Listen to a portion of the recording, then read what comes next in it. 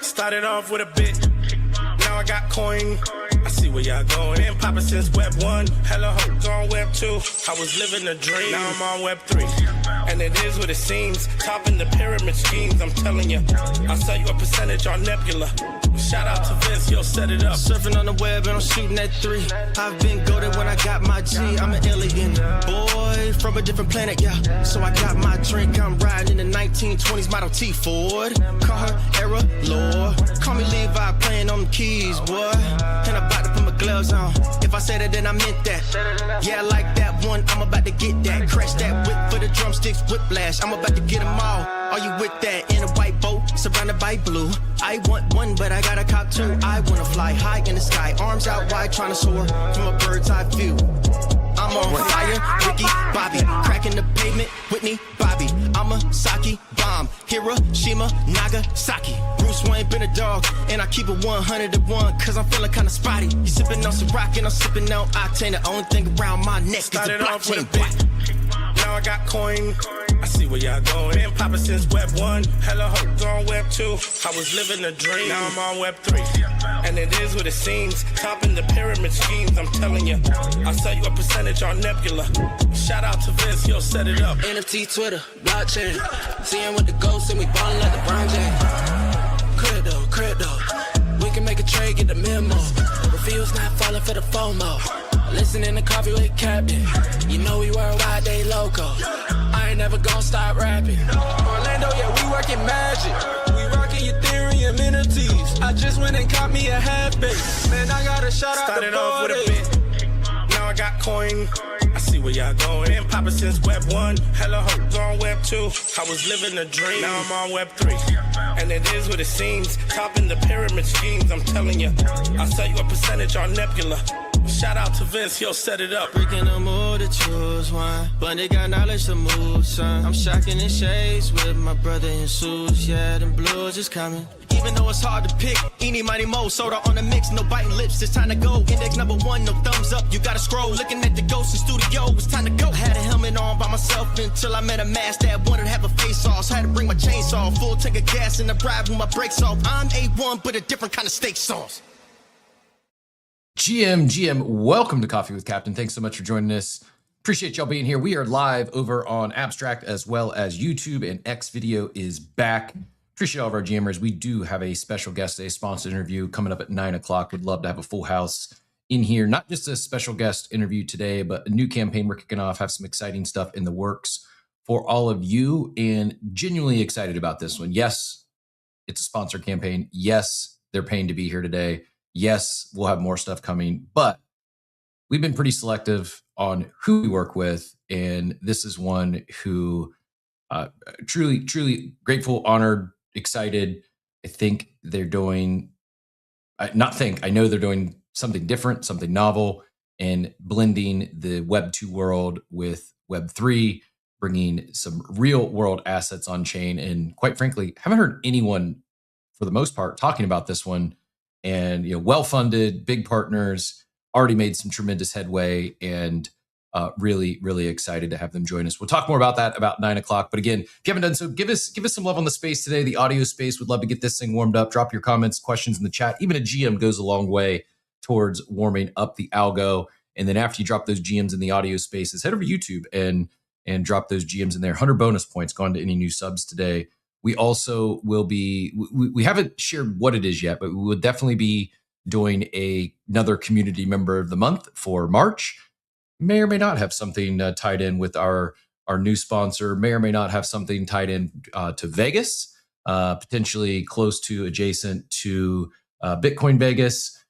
Maybe a gift card for In-N-Out Burger. In-N-Out Burger now coming to Tampa, as well as I hear New York City. New York, needs some actually some good food options. I kid. The one thing I do like about New York is incredible food scene there. Bojangles, that one doesn't get me quite as excited as it does Riggs, but I have we got a busy day, a lot happening. Markets are ripping. Gold and Bitcoin and ETH both ripping. Bitcoin now trading in lockstep with gold. Are we? Is the flight to the digital gold narrative, the flight to safety? I don't know. We will see. We'll get into markets here shortly, but before I do so, a couple of cold open topics. It's not going to be a half hour this morning. I probably should check since we do have a guest. I'm assuming audio is good across all channels, no issues. I see the GMs over in YouTube, and I don't hear any issues on X. So I'm assuming we're good there. And I don't know. We're highly debated, heated debate this morning in the war room, I should say. Bojangles versus In-N-Out Burger. Is this even a conversation? Like, is this a debate? I'll stand corrected if the chat agrees with Riggs calling Bojangles. I'm kind of in shock. I didn't even know this was a debate. I thought In-N-Out Burger is widely, almost universally accepted as one of the best burger joints in America, and historically only on the West Coast primarily, and starting to expand and grow a little bit. It looks like. So excited for that. I gotta come clean. I don't even know if I've ever eaten Bojangles, so maybe this is a me issue. It would not. If you asked me to name like the top 10 restaurants, Bojangles doesn't even enter my brain, but very well could be a me thing. That said, a couple of cold open topics before we get into markets, and then we will. I haven't actually kicked it off as a segment, but I did talk about doing one trade a day. My trade today. Now, last time I did a trade and I shared it on the show was shorting the GUI token, that silly gas token that ended up liquidating me before the show was even over. The chart was fixed.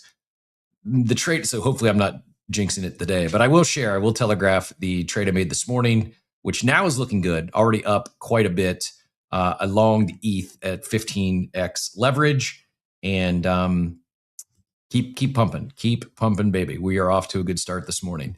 Thank you very much, Hans, for the tip over there in Abstract. Greatly appreciate it. GM Katie crushing it with the new Abstract update. I don't know the exact number, but I think I saw she got like 46,000 XP. I had, it wasn't nearly, it was maybe like a tenth of what Katie got, but it was my biggest week in XP for a while. And all I have done is just I stream over there. So no changes, nothing different. But it looks like the streamers got a little extra. Oh, I take that back. I did. That's incorrect. I did mint those Zeet packs. So maybe streamers got a boost. Maybe the Zeet packs. One of the two. That's the only thing I've done though. Is mint those Zeet packs and kept streamed the 5 days a week. Briggs says I'm proving that Florida is not a southern state. 99% of true Southerners love Bojangles. These are real stats. Maybe Florida is a southern state. I'm just not a pure Southerner yet. Maybe that's it. I need some more Bojangles in my life, I guess. I'll do this. I'll at least go try some. I'm not a big fast fooder, but I might be having a road trip here soon, deciding whether I book a flight or do a south to north cross-country road trip. And up in the air. I may do that today. Part of the cold open, before I get into the more serious cold open topic, another lacrosse goal for the other captain. My daughter scored again last night. Back-to-back wins they've now booked against previously undefeated teams. Might be on a little bit of heater. They get a big game on Thursday, another rival, and a very, very good team that will be going up against that lost last night by 1. So maybe looking for some vengeance. But yeah, Riggs, I'm not the only one. Trekkie says I need to Google Bojangles, and Thomas is backing me here. The top 2 when I'm out of town are Wawa in Florida and In-N-Out Burger in Vegas. I did not know that other people go to. I'll eat at Wawa every once in a while. That's if I have to charge, it's usually the primary supercharger spot throughout the state, but did not realize Wawa would be at the top spot on visitors. In-N-Out Burger when in Vegas or Cali, yeah, it is I feel obliged to hit it up while I'm out there. I didn't share yesterday. It was I don't know. You are along the ride for my life, and I'm share probably too much on this show at times. I do have the War Room will know. I did get recently gifted a T-shirt that was shared in there recently. I'll be rocking that maybe tomorrow on the show, but excited about that. And thank you, thanks, Kitty, appreciate it. Yeah, great start to the season. Really excited for them, and it hit me like this is it. Like March is her last. I mean, the playoffs are in April, so but as far as like scheduled games go, like senior night is the end of this month. Like it's just slow time down, please. All that being said, my mother had a successful, somewhat of an emergency surgery yesterday. Had been having some issues, passed out over like right before New Year's and hit her head and wasn't great. And then had a couple episodes this week. She actually had a heart monitor on and was to be turned in yesterday, 2 days ago. And long story short, sometimes you just never know what is good. And she had an episode that prompted a trip to the ER, and they admitted her and led to installing a pacemaker yesterday. Had she not had the episode the day prior, things maybe turned out differently. It was pretty serious in terms of some things that, she needed the pacemaker, and ultimately the cardiologist booked the surgery yesterday at the end of his day, and things went great. She did great and is recovering, and has a couple weeks recovery ahead of her, but grateful for modern medicine and talented cardiologists. And just my quick note before we get out of cold open here to if you're fortunate to have your mother with you, call your mother today, tell her you love her, and just appreciate your loved ones. Life's too fast, whether it's your kids playing sports or your parents aging. Life is fleeting. Make the most of it. Enjoy the present. Don't get too hung up in whether it's Bitcoin markets or geopolitical issues, war in Iran. It's nothing is nearly as important as your family. Focus on what you can control, and don't get too caught up in any of this. Don't take anything too seriously. Just enjoy the time we have here. Now that I got that out of the way, appreciate y'all being here. Thanks again for the early love, getting this thing warmed up. Excited for our guest joining us here in about 45 minutes. Thomas, I may do this. This is actually like if I didn't have the Tesla, I would absolutely be flying. I can get a direct flight out of Tampa for less than $200. Yes, it's Frontier, but I don't mind Frontier. I've flown with them dozens of times, and actually don't mind. I fly very light. I don't even need a carry-on. I've got like a backpack that I pack my stuff in and good to go. But I just prefer driving. When I was building the repair franchise, the last year prior to us getting acquired, I think I put on like nearly 50,000 miles in my Jeep that year. My dog Cooper drove with me everywhere, and anything less than 7-8 hours, I would certainly drive. This to Cincinnati would be about double that. So it's a little outside of the short range, but I'd still, it's like, it would be about, after I factor in driving to the airport early in the flight, and then getting an Uber when I get there, it's about half the amount of time. And I'd rather drive. I'd rather be in control of my trip. And I know that this would not be the first. I know many have already done the autonomous driving from, East Coast to West Coast. I don't know if anyone's driven from Florida to Ohio yet, fully autonomous. And so if I do drive, I very well may do that. It's about the same. I already had already checked on what it would cost charging round trip, and it's less than a flight, especially if you factor in an Uber or a rental car when I get there. Tampa is ultra fast getting out of it. I mean, it's an incredible airport. So incredible airport, direct flight. Logically, it makes sense for most people just to fly. I don't mind driving, especially when the car can drive me and I can multitask with still paying attention. So we'll see. I may, there's an outside chance I just hit the road Thursday after my daughter's game and drive as far until I needed to, hit a wall and need to take a nap, or check into a hotel for a bit. But if I do that, we will be going audio only on Friday. So to be determined. Thank you very much Diablito, greatly appreciate it. FaceTimed. It took me a minute to think what FTM to it. Good on you. Yeah, call your mothers, FaceTime with your mothers, tell them you love them, and might be the best thing you do today. Yeah, I don't mind driving as long as I'm not driving. Actually, I don't mind driving as well, but is just I don't know how to explain it. I need to think through this better. It is Wes says flew to Tampa last week. Next time you fly to Tampa, hit me up. We'll do coffee in person. Flew to Tampa last week, drove a U-Haul straight back to Cleveland. Airport 10 out of 10, drive 1 out of 10. Yes, driving a U-Haul cross country, not great. Having a Tesla drive you, not bad.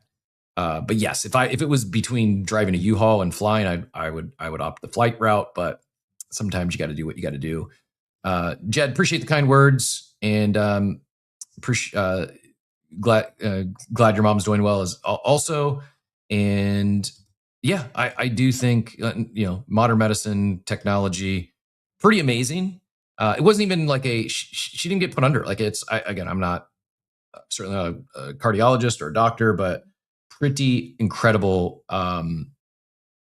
Now she did stay overnight. She'll get discharged today, but something like that being a non-invasive surgery and instantly feeling better is what a time to be alive. Between medicine and technology, I've said it, if you're new here, just survive the next decade, and I think you might, I think we'll see many people live into their hundreds, not just decrepit old people, but actually be active and healthy and thriving late in life. I think it's also, as I'm not accepting that I'm in middle age yet. It's maybe the first third of my life if we run pure here.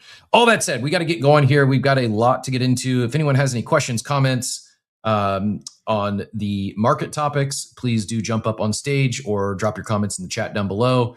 The engagement interaction is greatly appreciated. And as our guest joins us, please do share your questions. It's new topic. I'm sure, like I said, haven't seen many talking about this, and it might be something new for all of you. So please do bring your questions. We'll do our best to get all of them answered, and appreciate you all being here. Market's ripping. We're gonna jump right into market update, and Bitcoin back up over 70K. I think touched 71.8 this morning. It is, I'm pretty sure, check me if this I'm wrong, we did back into extreme fear, so good time to buy. 19 on the fear and greed chart. Bitcoin currently at 70,890. That's up almost 5% on the day, up 8% on the week. Pretty sure that we hit a 1 month high once it almost touched 72 this morning. There's a little bit of resistance at that 72 mark, but we plowed through the 69,420 where we had resistance previously. ETH also up 3%, 3.6% on the day, 6.24% on the week. Spot ETF inflows of nearly 40 million yesterday. Bitcoin continues to, like, the Bitcoin ETFs are on a tear. I believe 5 consecutive days of net inflows, the longest streak in a bit. And Binance buy sell ratio hit 1.18, highest reading of the year, signaling, we talked earlier this week, is it just short covering? This might actually be genuine demand. Volume also above $1 billion per hour at its peak. And talking about those Bitcoin ETFs, IBIT alone pulled in 263 million yesterday. Yesterday's total was 458 million net inflows. Some serious institutional demand. Speaking of institutional demand, I don't know if it's a big deal or not, but I think it's positive that Indiana, the governor, we talked about it last week, it did officially get signed into bill. Let me see if I can find it here. Make sure I'm not misspeaking. It's not full of information, but it's Bill HB 1042, allowing Bitcoin to be invested in state retirement plans. I think that's a big deal. I think also we saw here in Florida that there's a proposal for there to be no capital gains tax on Bitcoin would be pretty exciting for all the Florida men and Florida women out there. If we can not only not pay cap gains on Bitcoin, but also start leveraging our Bitcoin to buy, to buy homes, buy property, use it as a down payment or collateral rather. I won't be up. So Thomas, appreciate it. I won't be in Cleveland. I'll be Cincinnati is where I'll be heading if I do drive. I mean, either way, I'll likely be in the Cincinnati area this weekend. Just debating whether I hit the road or go via air. Also, just seeing DJ News about 20 minutes ago. Breakout month for Solana stablecoins. Transaction volume hit 650 billion. Pretty big news there. The world's coming Onchain. Like it or not, things are happening. A lot of positive tailwinds, and things continue to stack wins despite recent price action. It has been a lot of wins coming in on the crypto front. Maybe the biggest news of the day. I mean, I'll show Trump's post yesterday. Some calling it word salad. The tone seemingly was like a 180 from the last time he mentioned the Clarity Act or the Genius Act, where it kind of was blaming like the crypto firms of delaying or causing delays. Now he's pivoted and blaming the banks. Kraken, though, just became the first crypto firm to gain access to the Federal Reserve's core payment system, put it in the same on the same payment rails of thousands of U.S. banks and credit unions. Seems like a big deal. Not my area of expertise, but just seems like a nice win. Would not have guessed Kraken to be the first, but congrats to them and the team over there. And again, I don't know how you put a negative spin on this, so we will celebrate it here today. And here's a little more details on that. Called a watershed milestone in the history of digital assets. Kraken becomes first crypto firm to win access to Fed's core payment systems in the Wall Street Journal here. Summary, this is from Bloomberg. Kraken's banking unit has won access to Fed Reserve core payment system, making it the first crypto firm to be able to move money on the same rails used by thousands of banks and credit unions. The approval of the master account at the Fed will allow Kraken Financial to handle transactions more quickly and seamlessly for big clients and professional traders. Having a Fed master account would give Kraken Financial direct access to FedWire, a critical interbank payment system that handles fund transfers. I don't know if that's bullish or bearish for the XRP army out there, but Joey, thanks for jumping up. Can I get a quick mic check? I just want to make sure before we get into the 9 o'clock hour, I want to make sure that everyone can hear you over on YouTube and Abstract in the X video space. GM Joey, what brought you up this morning? GM. Can everybody hear me? Oh, there's a bad echo. You're okay. No, for me, there's a bad echo. Like I can hear myself. Now it's gone. Yeah, I didn't catch any echo on my end, but someone in Thomas or Helpful Soul, anyone over there, Diablito, anyone in the YouTube chat. I mean, it could also just be that X is still broken for me, but the echo's gone now, so that's good. Awesome. Yeah, if anyone over there in YouTube could confirm you heard Joey loud and clear, or if not, let me know that as well. But hopefully he's coming through today in all audio. All good. Awesome. Thanks, Otis. Appreciate you. Reigning community member of the month, Otis Vineyard over there. Go ahead, Joey. Yeah. So the other day when we were talking about like onboarding people, it got me thinking about all the different places where like I have access to crypto, and then you just started talking about Kraken. So I came up, and I don't think we talk about enough, like for those of us in the US, I don't know if it's available in other countries, but like Venmo is a great example where I just opened up my Venmo because someone sent me money, and I completely forgot I had like $16 in Bitcoin in my Venmo, because with the Venmo credit card, you can choose to get your rewards in crypto. And I was like, oh, I'll get a Venmo credit card. You just never know when maybe I'm going to Venmo. The only payment somebody takes is Venmo. And instead of paying cash for it, I want to get, I'll pay with the Venmo credit card, get Bitcoin back. So then I was like, I was like, what other ways are there? And then, we've got PayPal. PayPal has their own stable coin. Like there's like I think we underestimate the accessibility that's happening with crypto and all the different mediums, I guess, on where you could access it. So I don't know globally, like if somebody's, outside the US, what it's like for them. But just thinking about it here, we have the standard stuff like Coinbase and all the exchanges. And then we have something like Venmo and PayPal and all these payment processors that we've used for how many years that now we can easily access crypto. And I just don't think we talk about it enough. Excuse me. Yes, I agree. This is to my earlier point. Like, not only is the tech improved, it's everywhere, and it's not going to slow down. Like, it's just going to be. I think we're getting really, really close to just the average user, the average consumer, not having to know anything about crypto, and yet they're going to be able to buy crypto. They're going to be able to transact in crypto. Just really exciting stuff. Wes does say.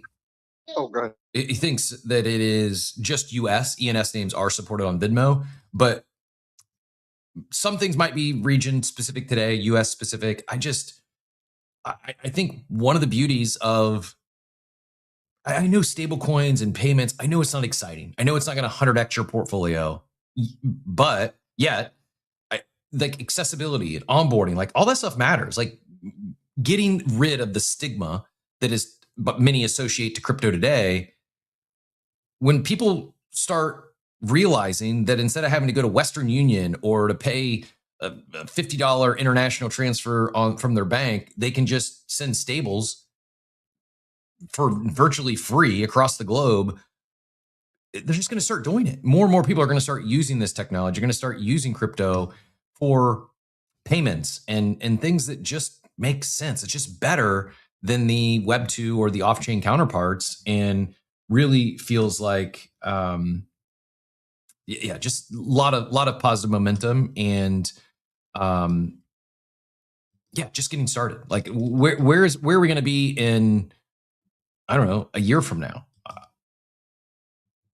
Probably in a pretty decent spot. Like, could things change? Yes. If Clarity Act or this stuff doesn't go through, does that cause a pullback or something? Maybe, but man, it just seems like there's so much positive stuff. Not even talking about the AI agents and the agentic stuff that is, also coming on chain. Just feels like a really, really good time to be here, be in the space, be paying attention. Whether you're a builder or just an active participant, a lot of exciting stuff happening. Also, Real quick before you switch topics. So my dad, I know I talk about him a lot, but so he not subscribes, but he uses all those like browser extensions like Rakuten and all that stuff to save, that they scan websites whenever you're shopping online to save you money. And years ago, he signed up for one of those discount websites, and they gave you your cash back in Bitcoin. So we're going back like, I don't even know. It's got to be at least 5 to 8 years. And one day I was at his office, and he was like, and I was helping him organize his crypto and whatever. And he was like, oh yeah, I also have this crypto sitting over here. And from using one of those cashback browser extensions, he had accumulated 0.25 Bitcoin. What? And yeah, because remember, what is he buying in Rakuten? Well, but remember, this is back when Bitcoin was only like, we're talking like he was using this extension like, it's got to be like 5 to 8 years ago. So Bitcoin was low. So he was getting, 10% cash back, 15% cash back by shopping online through this one. Now that browser extension is gone now. Like that company is no longer like one of those coupon companies. But he had accumulated like 0.25 Bitcoin from shopping online and using their website to do all the purchasing to get cash back. And I was like, and at the time Bitcoin was like 100,000. And I was like, you have 25 grand in Bitcoin sitting here. And it was because he'd been using it for so long. And it just makes me think about like all the ways that you could encourage people to, like, again, the Coinbase credit card, I've talked about it before. Like, can I use another credit card and get 2% cash back or 2% in miles and whatever? Yeah. But as somebody who believes in Bitcoin, I'd rather take my 2.5% in Bitcoin and just keep stacking Bitcoin, because as my dad is an example, like right now, Bitcoin's at 70. If it goes back to 150, that 2.5% that I'm making right now is going to 2x. Yeah, Right. dude. So like, I just, so anyways. You're like, I'm FOMOing because I use Rakuten and I've gotten, I don't know, hundreds of dollars in cashback checks from Rakuten, but it's always been cash. I don't even want to look and see what it would have been if they had just been giving me Bitcoin. I know some Imagine people. if you had, like, wouldn't you, if you didn't need that cash back right now, right? Like if you were using the Rakuten extension, and all of us that are in crypto, and Rakuten's like, oh, save 10% on on lego.com, and save 5% on, you know, Nike.com, and you had a choice of either just cash back or Bitcoin, I would imagine all of us here would probably choose the Bitcoin. Yep.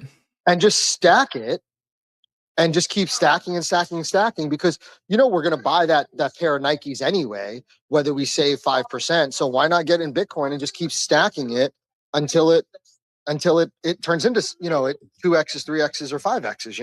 Yeah, no, I'm with you. And I know some people attempted to dunk on Steak and Shake giving their employees a raise at like 21 cents per hour in Bitcoin, but that's awesome. Like, well, are some of those employees going to immediately swap it and cash it out? Yeah, but how many of them are just going to forget about it and treat it like a new age Investment account, exactly, like a 401k or something? Like, hey, I'm getting this 21 cents. I don't miss it. Like, it's a raise. Like, I'm just going to live without it. And yeah, I think it's a big deal. I think, and did we know why is Steak and Shake? I mean, they were one of the first to, they put Bitcoin terminals in all their restaurants. Is it like the board is just really pro Bitcoin? Like, now they're doing the raises in Bitcoin. Like, what has anyone connected those dots? Like, what is why is Steak and Shake so bullish Bitcoin? Has there been any good? I just think Steak and Shake likes to be, in the last few years, like, they're one of the first companies to switch to like all beef tallow in their fryer. Like, I just feel like whoever their CEO is, whoever their board is like, you know what, we're going to be like the first. We're going to stay ahead of the curve. We're going to do all the things that other people are talking about. So I feel like they're just very forward thinking. Yeah. I mean, I'm here for it. And I think it's stuff like that is that in itself going to onboard, waves of people. I mean, maybe not immediately, but I think your dad's a great example. Like, that's incredible to just be using a Chrome extension and end up having 0.25 Bitcoin because he's been using it for a while. That's awesome. And little things like that, I think, will continue to onboard, quote unquote, the masses. I don't know if there's going to be one singular catalyst, if you will, but I think all these are adding up to just, again, more tailwinds for the space, and really, really exciting stuff across the board. Speaking of exciting stuff across the board, and also some breaking news here, the just seen Bitcoin Magazine account here says Morgan Stanley issues new SEC filing for a spot Bitcoin ETF, announcing Coinbase and BNY Mellon as the custodians.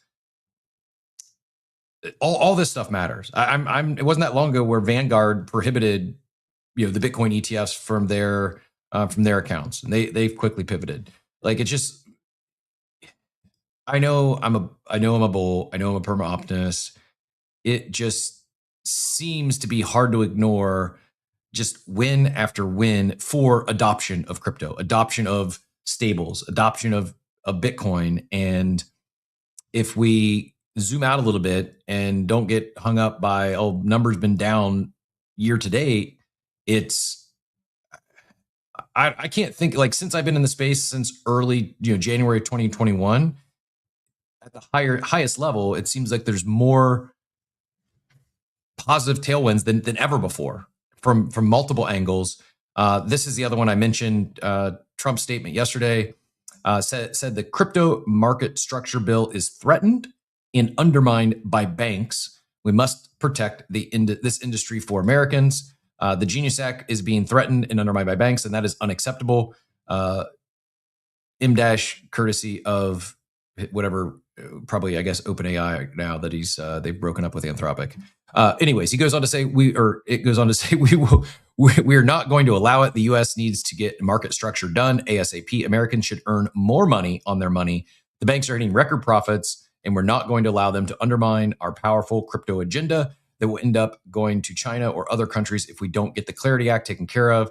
The Genius Act was the U.S.'s first step to making the United States the crypto capital of the world, and getting the Clarity Act done is the next step to finish the job and, most importantly, keep this big and powerful industry in our country.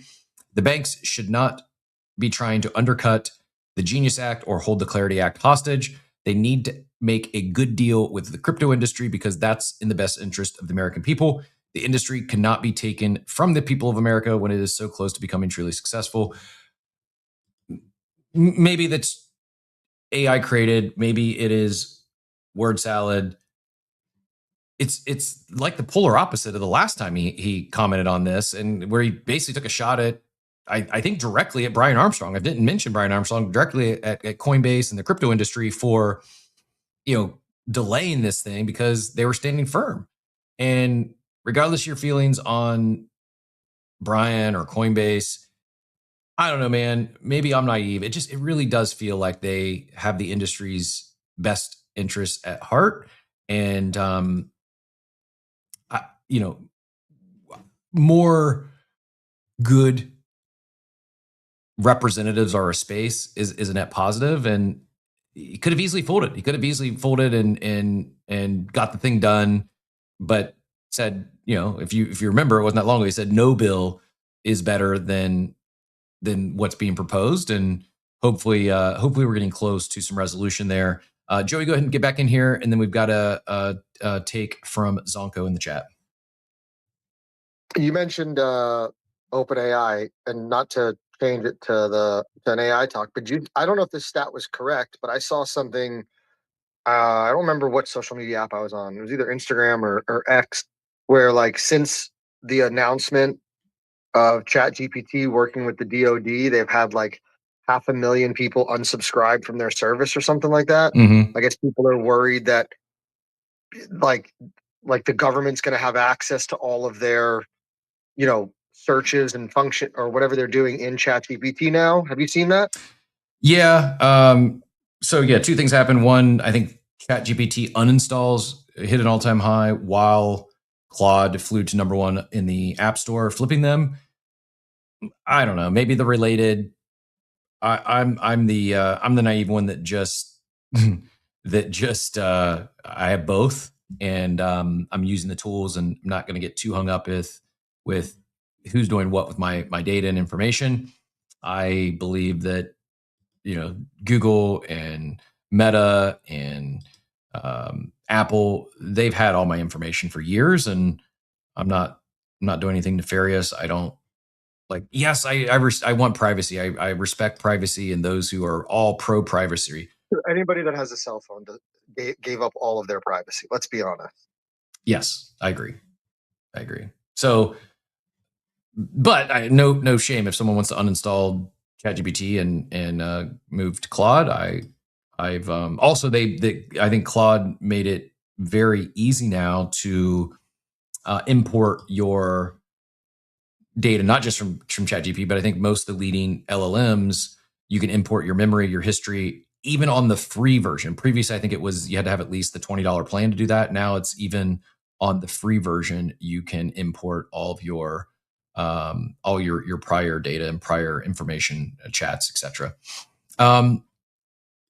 Couple of other things here real quick before we get to Fred in our conversation with Doma coming up at 9:00. Appreciate everyone who's helped warm up the room today. The YouTube chat popping off like normal. Yeah.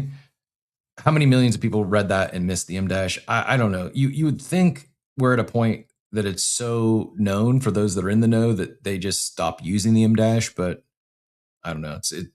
And I know people used it before AI, but it is, I think, one of the flags that this is probably AI created because it's not a normal. For most people, don't use that normally. It took me a minute. Sorry, Otis, to realize what SNS was. So he says, I think Steak and Shake might be a Texas mindset thing, just doing it different because they can't. Are they based out of Texas? That would make sense. I was not. I've not done a deep dive on Steak and Shake, but Thomas also has the customer service line at Walmart should be shorter to send money to other countries and way faster. Yeah, the customer service line could be eliminated once stables and crypto rails are widely adopted. Steak and Shake is headquartered in Indianapolis, Indiana. Interesting. I don't know where the first one was, where it started, but it's headquartered in Von Frutton State. It's even, I mean, probably completely unrelated, but maybe not. Maybe there was some lobbying there from the Steak and Shake executives and that corporation to get this bill pushed through that we just talked about, where Bitcoin is now acceptable for state retirement plans. There's more to it than just that. I'll see if I can find the actual TLD. The first Steak and Shake opened in Normal, Illinois. Normal, Illinois. I had a store in Normal. I don't know where the Texas comment comes from. I'm confused. Normal. What is Normal? Normal is it says Normal. It's situated on the historic Route 66. Yeah, there's a university there, if I'm not mistaken. I don't know if it's Southern Illinois, maybe. I know Illinois is in Champaign, but there is I think there's a university in Normal. I don't know. I should know. I had a store there back. Illinois State University. Yeah, that's it. Home of Brandon Jacobs. If anyone remembers, Brandon Jacobs was just a beast. That was the first Sonic and Knuckles was Brandon Jacobs and Tiki Barber. Yep. Good call. Yep. There's your more, little bit of trivia going down the sports streets this morning. Back to crypto news, though. Zonko, good take here, sharing that Bloomberg article or Bloomberg post. This was interesting while markets were down. Also, not sure if you've checked your banking app, but the Fed Reserve was hit with transaction issues, so some ACH wires couldn't be sent. A lot of things coming together at once, like Joey mentioned. Yes, we talked on Monday. I overheard a conversation at the gym in the morning from two gentlemen, I would say at least 10 years, maybe 20 years older than me, who were talking about they couldn't wait until markets open, the 24/5 markets open, so they could get some trades in after the weekend's activities. And while Bloomberg says crypto traders flocked to the hyperliquid exchange to hedge commodities as conflict between the U.S., Israel, and Iran erupted, I think it's actually, I guess maybe if they're on hyperliquid, they are a crypto trader. But I think we're seeing more and more TradFi people getting into hyperliquid. And I know there's others. I just, for as 24/7 trading goes and stocks and commodities, like I think hyperliquid's crushing it. My long this morning, hyperliquid. I know I could have done that many places, but it is all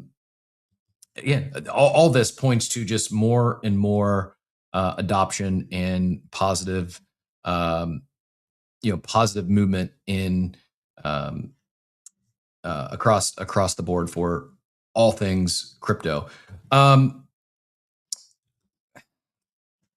Market related here, probably last market topic, but this I saw a few people sharing this as well from Cointelegraph. Alt season discussions have hit rock bottom on social media, which has historically been a strong buy signal before major alt rallies begin. I'm not saying go out and rush out and buy your favorite altcoin.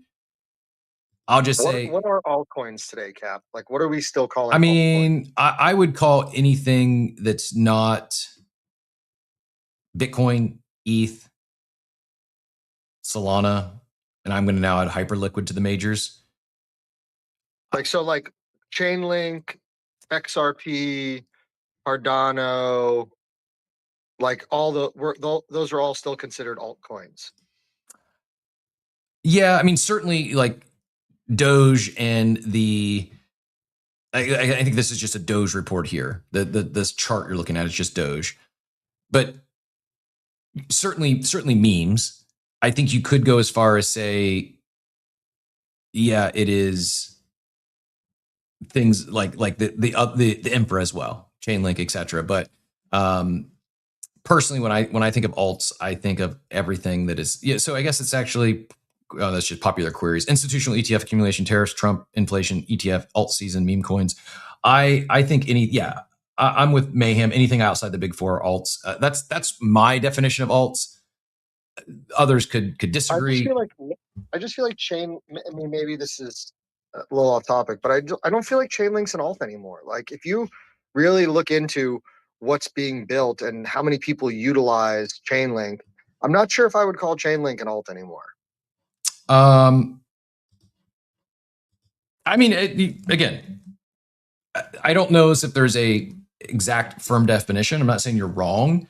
Just my personal definition, what I view as the majors would be Bitcoin, ETH, Solana, and then I think Hyperliquid's breaking into that realm. Maybe they're not there yet. You could argue, well, if Hyperliquid's a major, then so is Chainlink. I get that. I get the thesis. I guess I'll say this: not all alts are meme coins, but all meme coins are alts. Phonics says Link is certainly an altcoin. Why do you think that, Phonics? What makes Link an altcoin if Hyperliquid is not? Yeah, I guess that would be my, like, at what point does something move from an altcoin to a major, right? Like, is it adoption? Is it like what's the word? Like transaction volume? Like what? Because Chainlink is massive, right? Like the infrastructure and what people and how many companies and businesses and other things that are using Chainlink is huge compared to maybe where it was 2 to 5 years ago. Also, Phonics said Hype is an altcoin too. Yeah, Hype an altcoin, but mostly to become a major. Would say market cap has a lot to do with it. Mayhem says, yeah, it's on the edge. I guess this is like probably tomato. Alts are a wide range. We can talk altcoins from not just Doge, but all the way down to not just Pingu, but Burb and the pump fund runner of the day, all the way up to Chainlink. Yeah, Hype is still today an alt. I would say that. I just think it is well on its way to becoming a major. When you talk about, is Chainlink used? Yes. Hyperliquid is generating, like, if you look at just like revenues, I'll pull up a chart here, but chain or protocol revenue, day in and day out, it is up there with the biggest. I mean, many times generating more revenue than even Solana or Ethereum. The one alt that is a major is Fartcoin. That is our giving Zane some love today, a kid. But you also could argue that every coin not Bitcoin is an alt. Yeah, you could. I mean, is BNB still considered an alt? I mean, it's got a massive market cap. Yeah. I mean, the market cap of BNB is actually above Solana. Yeah. So, like, I don't think market cap is the best indicator, but I understand those who would take that stance.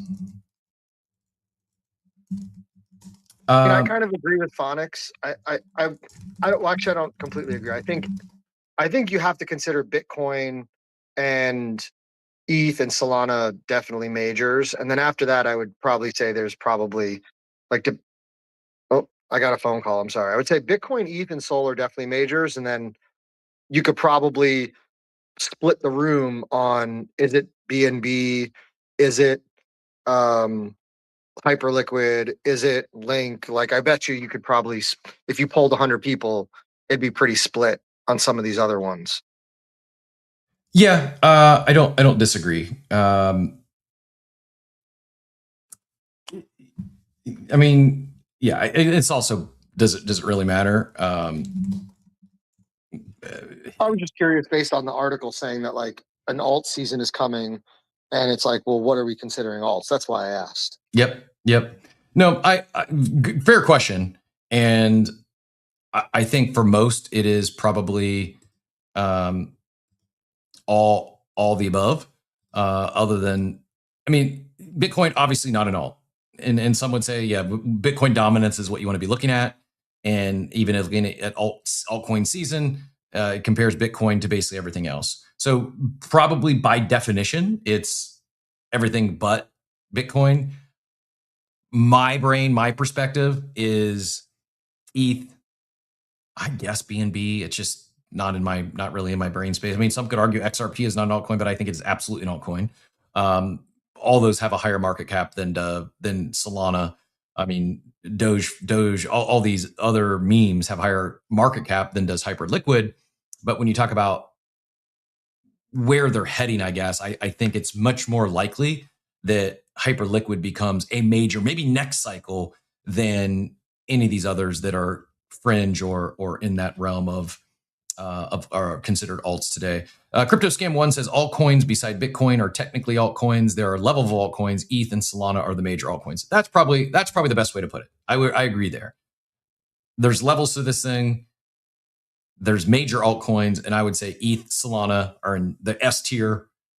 Hyperliquid, BNB, Chainlink in a tier below that, and then you have just pure memes and pump fund runners of the day that are all the way on the other end of the spectrum. But that's probably the correct take, the correct definition, if there is one. And hey, real quick, Aaron and Ernest, apologies, we miss some where we got our wires crossed. We got you guys coming on tomorrow with Simple Farmer joining us and talking Unvault. We've got actually another guest joining us here at 9:00 today. But I saw the post there. I wanted to, didn't want you to think we were ignoring you or not bringing you up on stage. But yeah, we've got you guys lined up for tomorrow. We'll connect with you offline after the show. But I am truly excited for that. I'm going to go ahead, since we're talking about it, I'm going to drop the link to that show up top, and do us a favor. In addition to helping us warm up today's space, go hit the reminder for tomorrow's show as well. Excited to talk about some new things. And some new things developing in that world, and we're beating the royalty drum yesterday. We had Poppy on here and talking about the success Quirky's had and attributing a lot of that success to royalty protection. Unvault and Aaron and Ernest and team over there are big drivers of that, and if you haven't heard them yet, a lot of just making it easy for anyone and everyone. There's really no excuses anymore as to why you would not be on a royalty protected contract. And if you are unsure how to do that, don't miss tomorrow's show.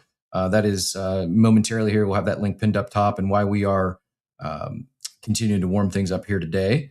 Go do me a favor and hit that reminder. Show 1110 on tap for tomorrow, and then we mentioned show 1111 is on Friday. Not sure what that means, but we'll be doing something fun.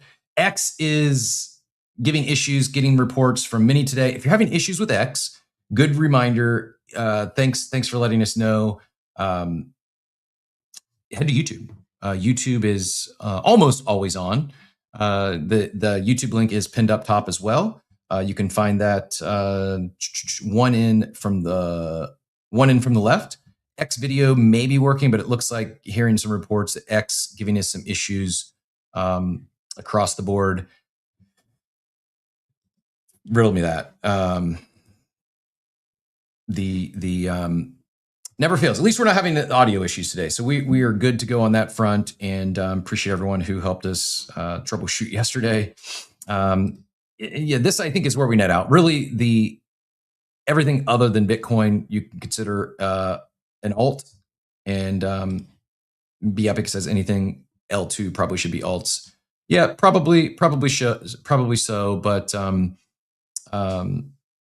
that's likely when we see these reports about altcoin season or alts. That's likely what they are referencing as well. Before we hit the 9:00 hour, though, I do want to at least fly over the NFT market. We did have Nibbles minted out yesterday. We had Mwahaha on, I can't remember if that was Monday. I think Monday. Mwahaha joined us talking about the Nibbles mint from Frankie's. They minted out and looking at a point. Did you just call it Maha? Mwahaha? I thought that's how you pronounce his name. Isn't it just Maha? I don't know. I don't know. I forget it. Maybe I'm wrong. But successfully minted out. Floor is up a little bit. I don't know. I know it was a $69 mint. I don't know what that equated to yesterday in ETH, but floor is up slightly. Pudgy's up 1.4% to 4.49. Moonbirds up 5% on the day to 1.03. Apes up over 6 ETH once again, up 2% on the day. Not sure what the Warplets is, but seeing some volume there. CryptoPunks down a few percent to 29 ETH, but they just went. You can now buy a punk with USDC. They just turned that on. The CryptoPunk site. You can now purchase in stables. Little Pudgy's flat, up slightly at 0.51. And Death and Taxes up 3% to 0.03 on the day. Some good movement there for those playing the Death and Taxes game. I wanted to play it. I'll be candid. Dort, I know I love what you and Ramsey are doing. It's fun to follow along, but it just seemed like one of those things I know myself, and I would probably end up getting my NFT burnt, or it just seemed like too much daily. I love the on-chain experimenting. I love that they're doing something more than just putting PFPs or art on-chain. It seemed a little too complex, and I just didn't know if I had the time or the bandwidth right now to actively manage something like that. So I have not yet made the move. Maybe I still do. Every time I get ready to make a move, I'm feeling like I need to dive deeper and learn more about it. If you can't see speakers, I don't know what's going on with X. It's very finicky lately, but it does seem, at least audio is coming through, and would direct you over to YouTube if you're having any issues on X. If you are having issues on X and you're on here, you probably can't hear that. But Milady's up slightly, 1.39. Mutants down slightly, 0.88. Normies back up a little bit to 3.9% on the day. Good Vibes Club down 3%. And Quirkies, again, continue to climb, up another 1.2% on the day to 1.09. Shout out Poppy and team over there. Doodles, 0.48, up 2% on the day. And Cryptodes with a little pump and getting some volume. Haven't seen Cryptodes popping on the chart for a bit. OG collection there. Azuki down slightly. Crypto Dick Butts up 7.9% on the day, 0.74. It seems like that art world, that a lot of these move together. When you talk about, I'm guessing there's a lot of Cryptodes and Crypto Dick Butt collectors in the Death and Taxes collection. Maybe I'm wrong there, but I think that a lot of those fine art collectors move in waves, and I'm not surprised to see the pump on Death and Taxes. Del Mundo's down again, down another 8% of the day, down to 0.07, and hopefully that turns soon for those that are still holding. Dort says, fun to audit floor dumpers though, get wrecked. Yeah, I don't even know what that means, but he does say cool to support artists trying novel things. I agree. This is how he coaxes others to show up. I also think this is a good continuation from what we talked about at Art Basel, where digital art and art on chain became a thing, and you start seeing traditional artists thinking, oh, there's something happening here beyond just price speculation and number go up. It is cool, and nothing against art. Art's fine. It's better on chain. I know people are giving Thread Guy a hard time because after being in NFTs for 5 years, he finally realized the value proposition of NFTs when he bought a Bob Dylan autographed photo, I think, for like $600. And he walked in, he's like, how do I know this is real? Well, you don't, but blockchain tech fixes that. Random question, but before we shift gears here, I'm actually going to do a quick reset, go refill my coffee, and then we'll come back with a guest, but we don't get to play our intro outros enough. So we will be, give me like 30 seconds, 60 seconds. I'll play that in, and then we'll introduce our guest here momentarily. Prepaid for a week. He's talking about Death and Taxes here. I'm really I love it. I love the novel experimentation. I felt I was late to it. And then it's a me thing. It's a me thing as far as not investing the time, energy, and actually understanding it. And I feel it's one of those things where if you do invest that time and energy, I think things like this can be plus EV, because there's going to be people like me who aren't going to pay attention or close enough attention, end up, I don't want to say getting taken advantage of by people like Dort, but I'd end up getting, my NFT burnt or loses its color. Thank you. Appreciate. We're excited about the partnership as well. And I'm glad you're ready to learn. I too am genuinely I'm excited about this. I've been excited about it. I'm excited to talk with our guests today, learn more about what they're building, because it really is talking about doing novel things on chain. Real builders. We're often very fortunate. We get to talk with leaders, founders, teams that are truly pushing the space forward. And this is one that not only pushing the space forward at the intersection of Web 2 and Web 3, you could even call it a Web 2 industry coming on chain. And I am really, really excited about that. So that said, Joey, my one quick question for you is, Beezy doing anything with art? Like, are you doing any traditional art in your Brinks vaults? Have you tokenized any art yet, or is it just pure collectible cards and sneakers and that stuff? Have you done any art yet? We have not done art yet. We're being very strategic with how quickly we expand into other verticals. Like Smart. we did the basketball claw on Flow because we were able to capture some of the Top Shot community. We partnered with Sport.fun to kind of bring in some other sports cards into that multi-category, the $30 multi-category. We've been approached by people to do other things like comic books, and we get requests all the time for oh, why don't you guys carry VFriends cards and Magic the Gathering, and it's there's so much out there, but the question is like, what is the market for it? So we don't want to just add things like traditional art if they're just going to sit there and not move, Totally makes sense. I fully get it. And that's why you guys are crushing it and continue record-breaking months, because you're focused, and you are you can, Andrea, Pratik, yourself, the team, continue to make wise decisions. And I think not spreading yourself too thin is probably prudent. And if you watched any of Andrea's recent interviews, our big focus is to continue to go multi-chain too. So that's the next two big advancements for us is adding another chain,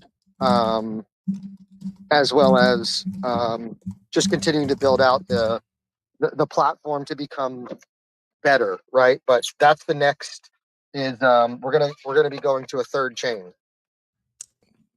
Looking forward to hearing more. Thanks for jumping up today. You're welcome to hang out, and not just Joey, but if anyone else has any questions for our guests, you're welcome to jump up on stage. If we have time permitting, we will get all questions answered, whether on stage or in the chat. And I'm going to play a quick coffee break here. I think it's like 1 minute and 22 seconds, and then I'll have the pleasure of introducing our special guest of the day, Fred from the Doma team. Excited for all of you to hear a little bit about Fred's journey and learn more about Doma. Don't go anywhere. This is an exciting one. I said it yesterday, and I truly meant it.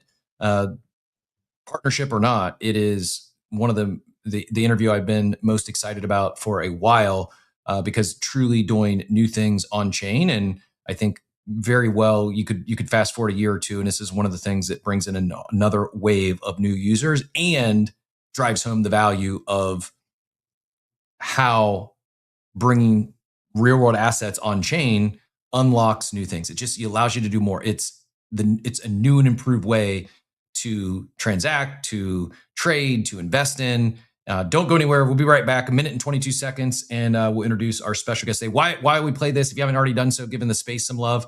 Those likes, reposts, bookmarks, comments in the chat goes a long way to helping get the room warm for our special guest. And we'll be fielding questions in X as well as YouTube. We'll be right back.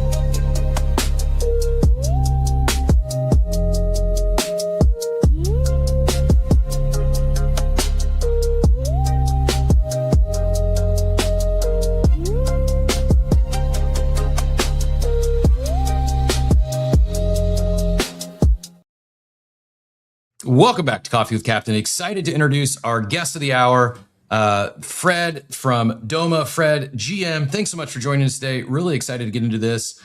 Before we get started, though, talking about Doma and D3 and all that you're building over there, we'd love to get a little more, or love for you to share a little more of your background and not just your journey into crypto, but the Bored Ape Yacht Club and anything you'd like to share about your background in the domain industry and that ultimately led you to this point. GM, welcome.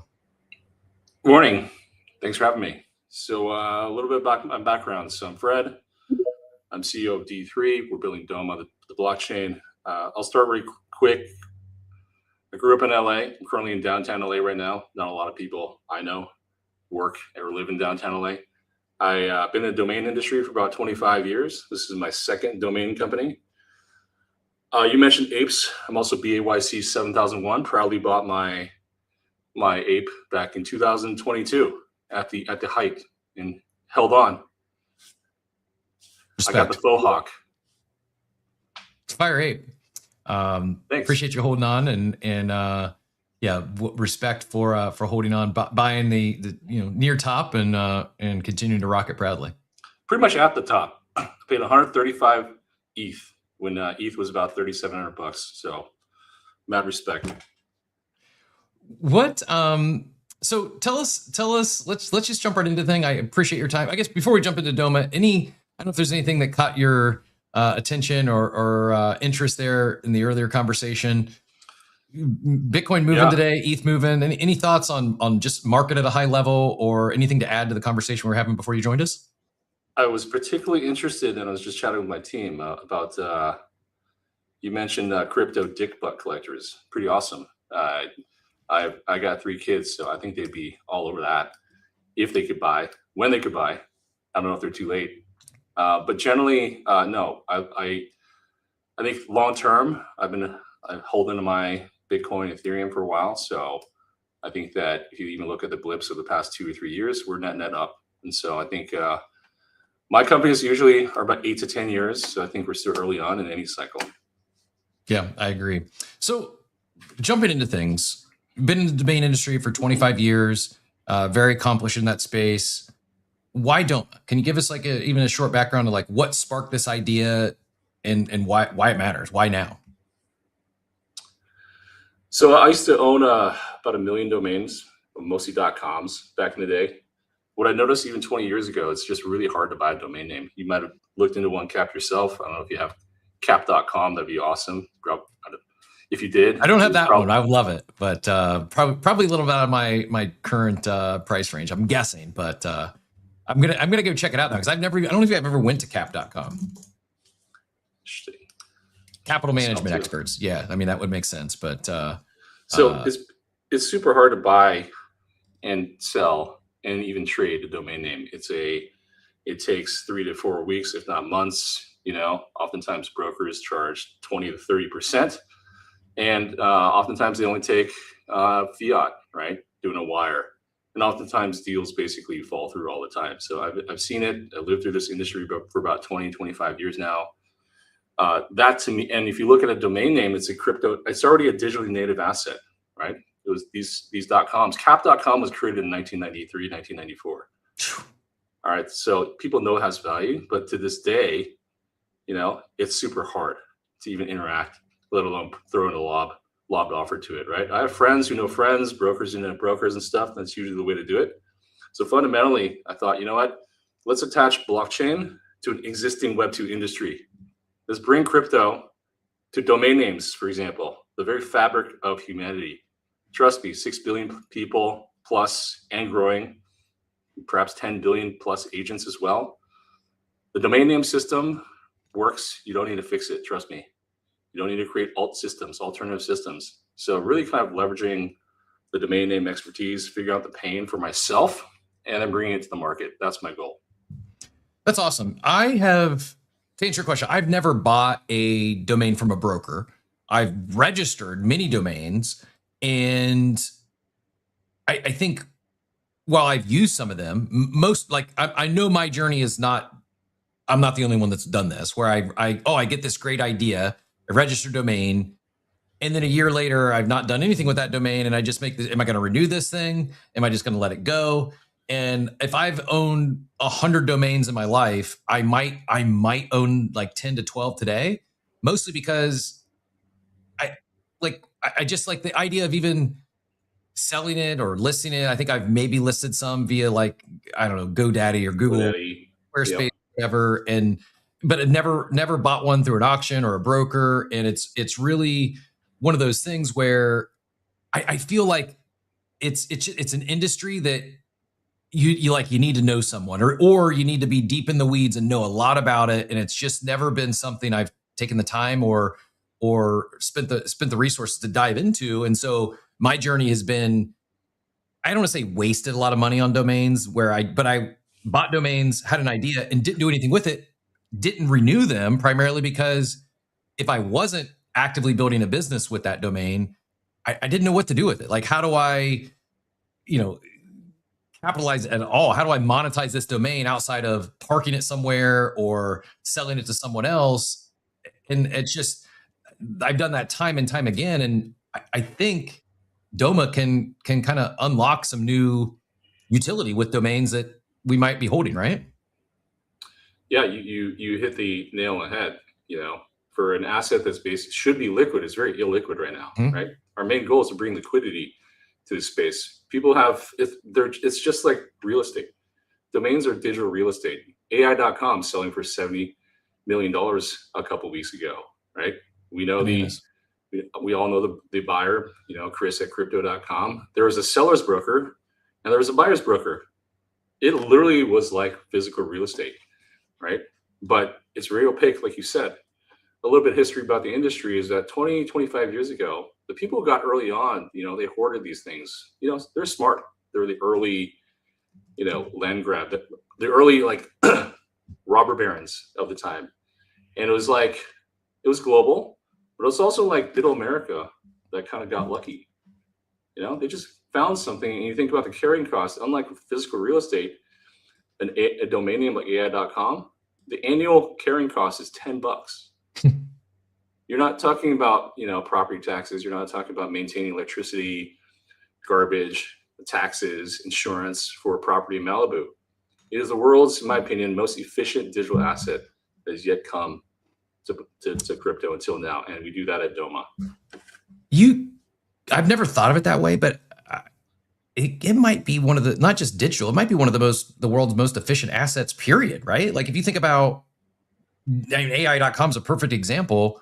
An asset like that, yes, they held for decades, but the cost to maintain it was, like you said, $10 a year. Maybe if you're buying a premium domain, maybe you end up paying, I don't know, $100 a year on some of these premium domains, but relative to any other asset, any other property, extremely efficient. I'd never connect those dots, but yeah, it really is. And I think, again, Chat, you can tell me if I'm wrong here, but I know I'm not the only one who's had, an idea late at night.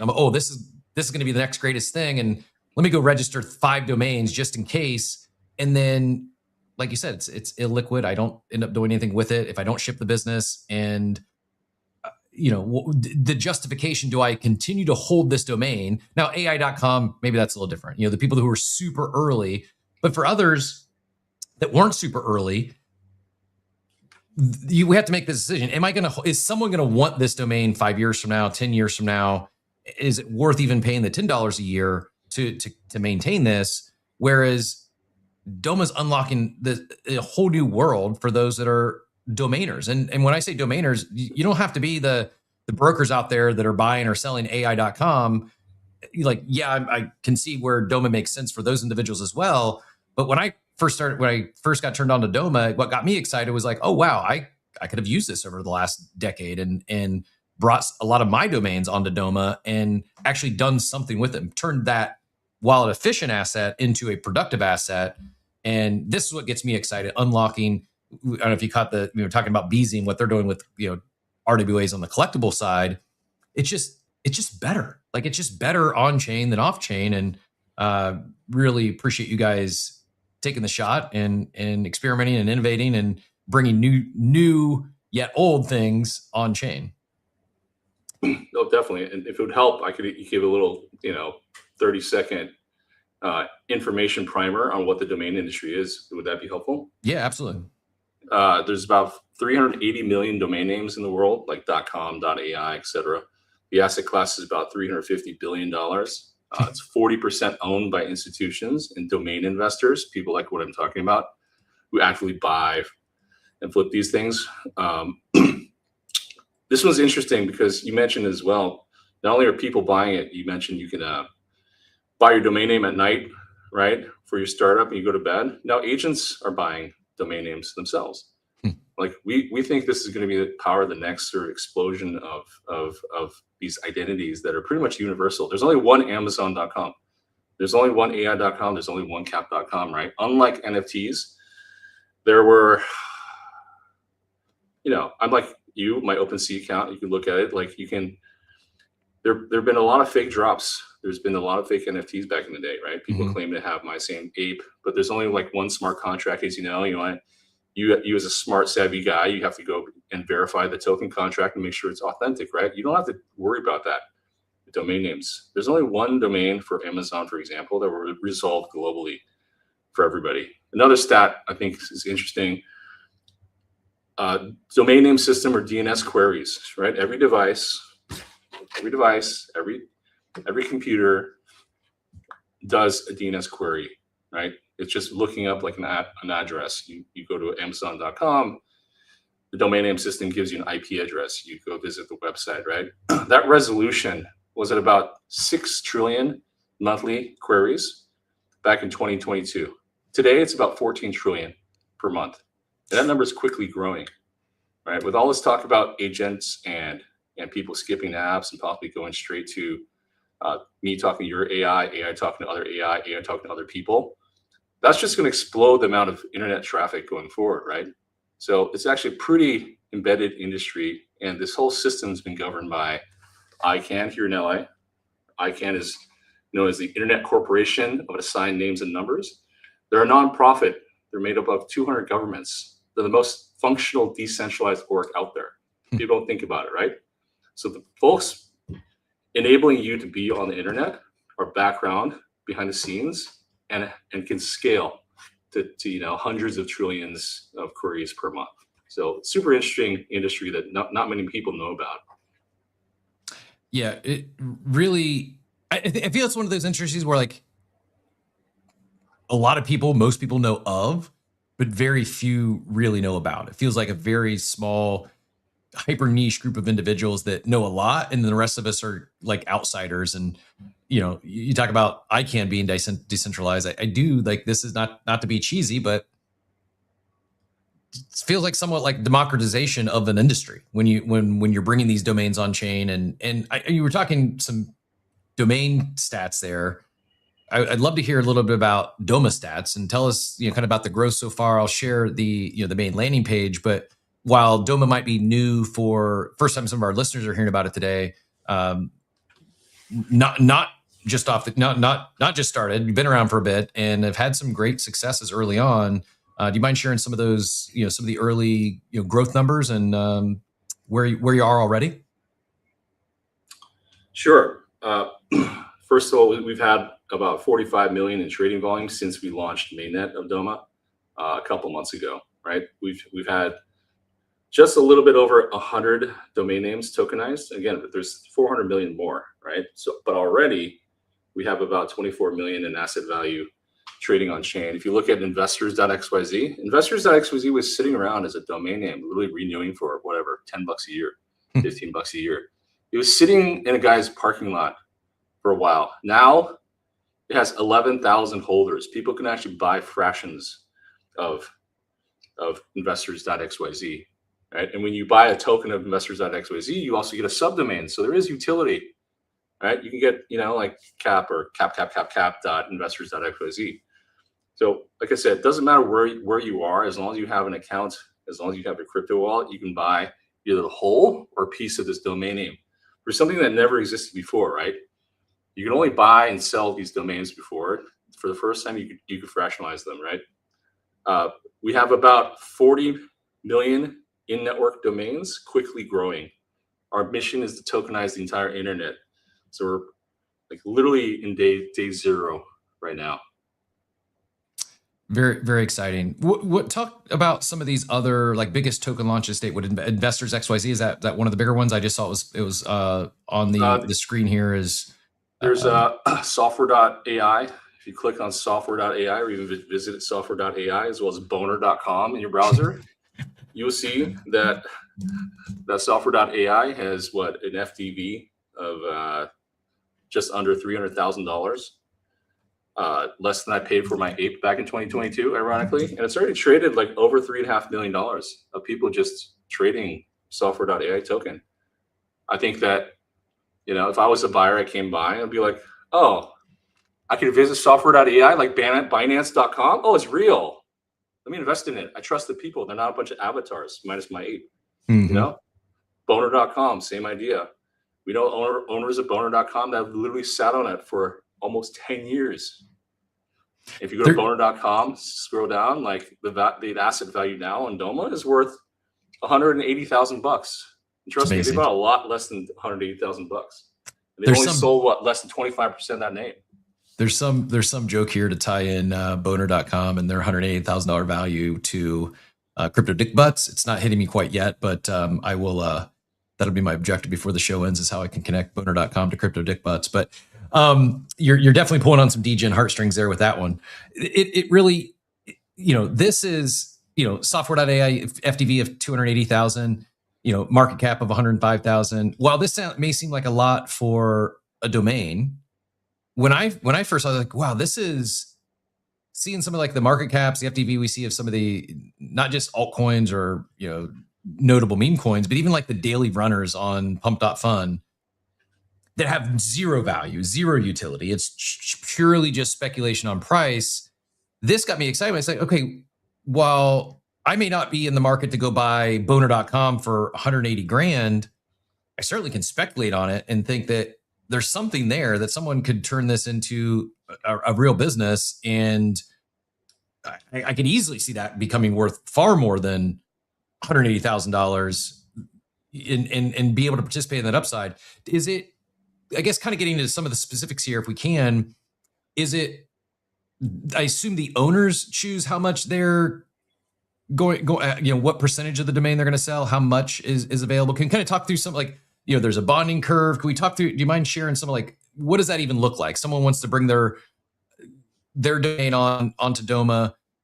How does that work? Do they set the price? Do they set the amount? Does Doma set that? What is the specifics when it comes to if someone wants to launch their own domain?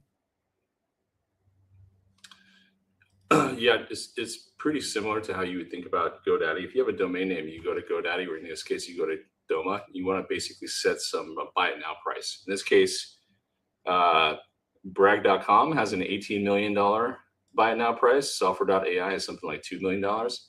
Like, you don't lose that. You can still have somebody come by and bid or even overbid on your domain name, right? But think about it. They can now do it easily with crypto.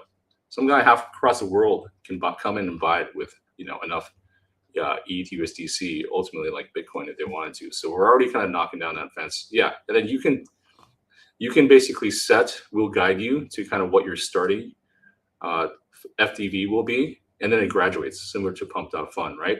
When it graduates, it then provides enough liquidity to allow this token to trade with decent liquidity.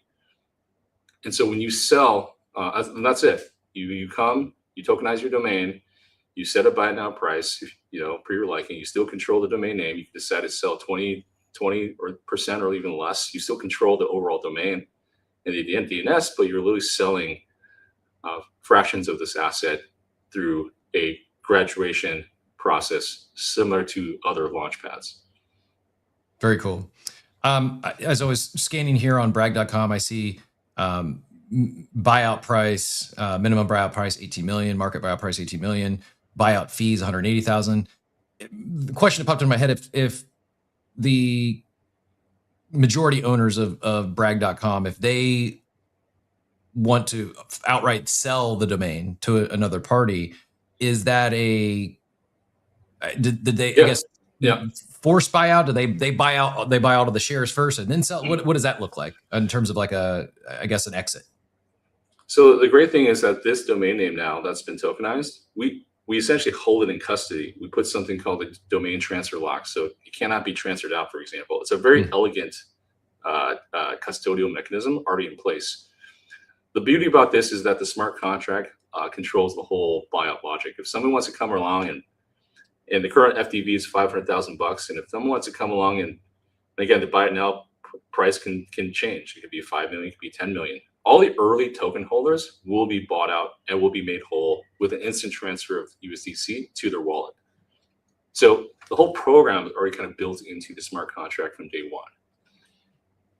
Very cool. Very cool. I've got just the exploring, by the way, site app.doma.xyz to see if you're listening to the recording later or you're catching the podcast. We'll put all these links in the show notes as well. But if those of you that are listening in live and don't have the video pulled up, if you want to see what we're looking at, just app.doma.xyz, and you can see, just should be what look like a very familiar user interface and you can explore. You can go just buy tokens, shares of these domains without having to bring your own over. That would be my next question, though. What does, if someone's listening today, like, oh, I'm in. I've got a dozen domains. I'd like to bring them over. Is that self-serve? What does that look like? How do they go about launching their domains on Doma? What would be like next steps for someone listening that wants to turn their domains?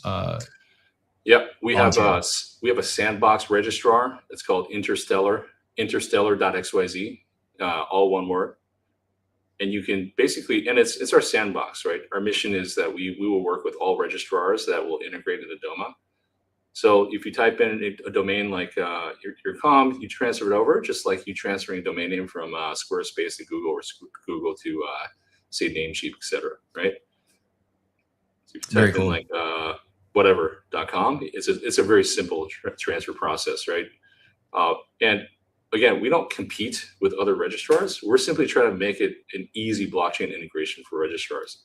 It takes less than 2 weeks, one sprint to integrate. So if you're a Namecheap, if you're like a Squarespace and even some of the domain registrars that I used to own, you want to be able to tap into Doma to bring this product to your customers, right?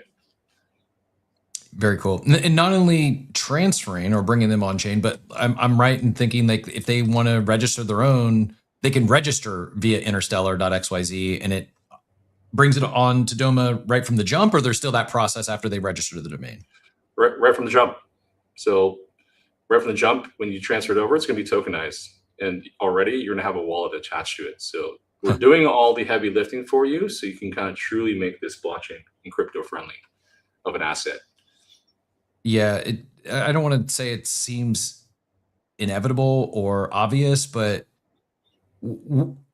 if you're aware of this, why would you? I mean, and it's also priced competitively. I should add that, like at least with the current promos, $7.99 a year for .com, $10.99 for .xyz. These are the promo offers valid for the first 1,000 names, but priced competitively, unlocks a lot more access, utility, liquidity. Why? I mean, is not to set you up for an easy question, but why would anyone register a domain going forward at GoDaddy or Squarespace or fill in the blank registrar? What? I mean, it just seems like it's on every level. What would be the downside of registering on interstellar.com if there is one? Or excuse me, Interstellar. There's no downside. Every registrar out there abides by ICANN rules, right? We protect your privacy. We protect your asset. If someone tries to come along and steal your domain, we'll get it back for you, right? Provide customer support, right? But again, we're more about building rails for registrars like this. I keep going back to this is a reference for us. You won't be seeing us spending $1 million ads for Interstellar on Super Bowl. You will see us hopefully, seeing what was the Emma Stone commercial? What was that? Was that Wix or Squarespace? The Super Bowl commercial where she was looking for a domain name. Yeah, I thought it was maybe the worst Super Bowl commercial too. And it didn't make any sense. Like that's like okay. I thought it landed very poorly with me. I think education is one big thing, right? People just don't know. like about this asset class being as programmable and potentially liquid as it can be. Right, my brother owns 800 domain names, mostly .com, even mostly like 2-word or even 3-word.com. I'm like, why don't you just tokenize these? Well, yeah. But the moment you kind of turn on the money light and someone does it and they actually receive money, USDC, for example, in their wallet, we envision these things kind of spreading more and more. So case studies, demystifying the asset class for Web3 and also Web2 people. And us, we're lucky enough to also have some pretty solid backers like Coinbase, like Paradigm, who led our Series A about a year ago. And our sister companies are companies like Uniswap, like Flashbots, like protocol level stuff in the Web3 space, right? So get the rails going first, build some case studies, and then layer on the possibilities for mass retail across Web 2 and Web 3. So you mentioned earlier, like exactly what we do. We're kind of building this Web 2, Web 3 interoperability play. And frankly, and also you mentioned too, like if you go to pump.fun, a lot of assets are worthless. They go to zero. Mm-hmm. Domain names will never go to zero. I promise you that. Right? The only domain names that go to zero are the ones that haven't been registered yet. At the same time, I think in this market, don't expect 1000x on a domain, right? Exactly. So there's some band in between that I think is healthy, and especially in this market, I think reality for this market in bear markets are the best times to build, in my opinion, and the best time for people to realize where long-term value is created and accrues. Feels a little more baked in reality and proper, right? Like it's the valuations on some of these meme coins are, it's silly. And they will most often speed run to zero.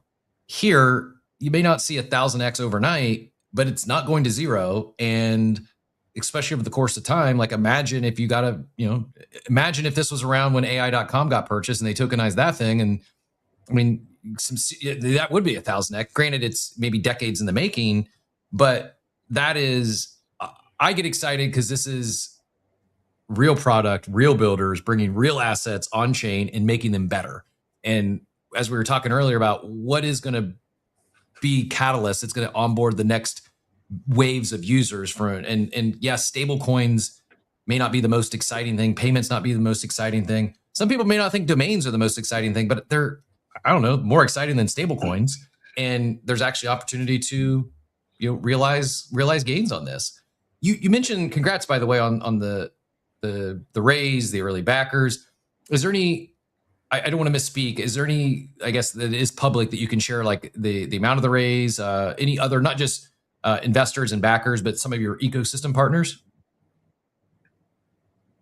Like sure, yeah. When we raised about a year ago from Paradigm, I think that was pretty public. It was a $25 million raise. That was a Series A. Some of the other ecosystems we work with are like Solana Foundation, Avalanche, obviously based in the Coinbase ecosystem, right? So some of the top communities that really see how the world and the internet works, but more importantly, how can they attach their their chain, their platform to RWA, right? You mentioned as well too. I agree with you. There's not a ton of use cases for crypto, and this is coming from a guy who bought my ape for $400,000, actually $430,000. What do they say? I came for the artwork. I stayed for the community. I'm still part of the community. We've been entrusted by the ApeCoin Foundation to launch .ape this year, right? I still am a big believer of the ethos of Web3, right? But people are looking for more long-term viability ecosystems like those I mentioned, right? They want trading fees, of course. They want expansion. They want use cases. They want trading to happen on this asset class, right? And I think it's ironic too. A lot of people in Web3, like me, who's an ape, and I bought a ton of shit coins, and I have Azukis, Moonbirds, every farmhouse animal I feel like is in my wallet. Still, I've never sold. You may not care about something, but then you switch your windows and you go to Binance.com and you trade. People just inherently don't think about it. 2FA, I'm doing it over my email. I only trust the emails coming from crypto.com, which is 2 blocks away. Crypto.com arena, for example, right? So it's just sometimes just you need a little bit of the relate what people are normally doing in Web3 to tie to something they can do in, say, Web2, to just connect the dots. Speculation, trading, owning a critical identity for boner.com, right? Just needs to kind of click a little bit more. And we're kind of really excited to kind of keep on building and educating toward that. It is exciting. I do want to come back to premium domains and specifically have a question on .ape, but you mentioned like identity and digital identity. How does like ENS integrate into this? Is there, do these tokenized DNS domains, can they behave like an ENS domain? Can we map it to like, what can you help it? Like, I feel like I should be clicking for me, but can you expand on that identity across both Web 2 and Web 3 and where Doma comes into play? ENS are actually great partners. I think that they've decided since day one they're going to focus on interoperability as well between Web 3 and Web 2, right? If you buy a domain, subdomain like cap.brag.com, you can not only map your wallet to it, but you can map your ENS identity to it with a click of a button, right? So that you could go on to, say, a MetaMask or something, and all of a sudden you'll be identified, your wallet will be identified as cap.brag.com or cap.boner.com. Simple as that. And it's easy. It's super straightforward. Quick interjection. Phonics wins the chat. How did you get rich? I was early to boner.com. We all can be early to boner.com now. This is never before. You might have missed out on the original registration, but now everyone listening in, you can all be early to boner.com. Fred, I did not see our conversation as taking us back and forth to boner.com today, but here we are. In all seriousness, it is this sort of stuff where it's, I don't know, what gets me so excited is it's like real world business, real assets, yet at the same time, it's a team that's in the Web3 trenches, in the crypto trenches, and understanding the culture. And there's something magical there when you combine these two worlds at this intersection of Web2 and Web2 serious business, Web3 degens and fun and the comedic nature of it. And I know that while this may be, we say crypto and Web3 stuff, memes are viral for a reason. It's a lot of people, while there's real substance behind all this, like having some fun with some of this stuff, having fun with this on-chain identity, it carries weight. It matters. It transcends just the crypto space. And touche for leading the charge here. Before I forget, back to premium domains and .ape. Like I was not familiar with the process of registering premium domains and going to these auctions. I'm still very elementary knowledge, but it was actually the proposal that you guys put up and passed with the ApeCoin DAO and securing that. Can you educate us a little bit on that? Like, what does that process look like? I'm guessing most people have no idea what it takes to actually go own a premium domain like .ape, and anything you can share on that process, what kind of timeline we're looking at, and any other details that might be relevant for premium domains, specifically .ape. Yeah, so I can. About once every 15 to 20 years, they allow basically a new generic top-level domain to be created like a .ape, right? We call those GTLDs. So that round starts in 2 months. 2 months. So you need to pay about $250,000, right? You have to fill an application this big. Your team has to be vetted. You have to have 100% uptime. You have to go through financial audits, for example. You have to abide by a pretty strict rule set. There's only about 20 qualified operators of these extensions, like a .ai or .xyz, let alone a .com or even like a .ape, right, in the world. And then it's a land rush.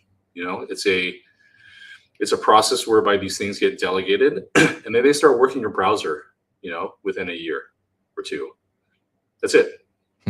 You just have to be vetted. It's probably no different than, not completely, but similar to trying to get a taxi cab medallion in New York City. Yep. You probably have to pay money. You probably have to, get your background checked and all that stuff. You probably have to have a car. It's pretty similar to the world of creating these extensions. Yeah, every And then 15 years is secondly, wild. that's pretty wild. And you have to know how to market these things, right? Trust me, there's a lot of dead top level domain extensions, right, that are unlaunched. Coca-Cola has .Coca-Cola, has .Coke. FedEx has .FedEx. There's been .dot. And there's a lot of, it's pretty glamorous, I think, to actually create one of these planets, right, and issue land in perpetuity and renew it in perpetuity. But you need to know what you're doing. You need to be able to get in front of people. Like what you're doing. Distribution's king, man. Like you need to know how to get in front of the right eyeballs to buy the stuff. So we're pretty excited about Ape, for example, because we're working with ApeCoin now.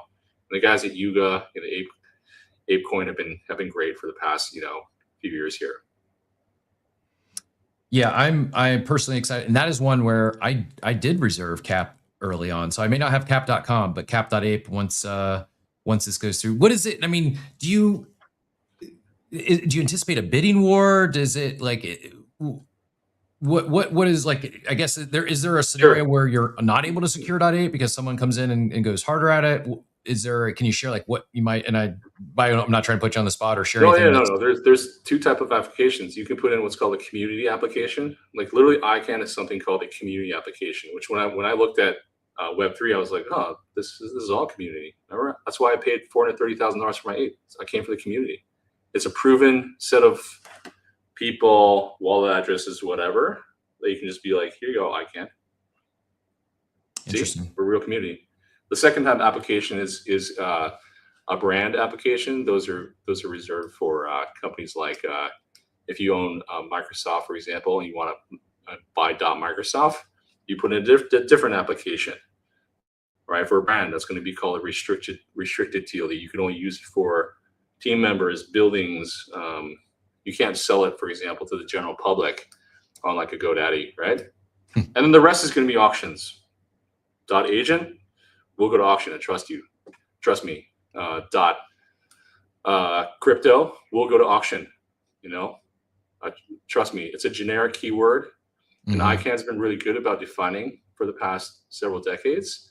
The generic words and TLDs cannot be trademarked, right? So that is definitely when people with the right application, the right team, the right technology, but the right amount of bankroll will come in and have to bid.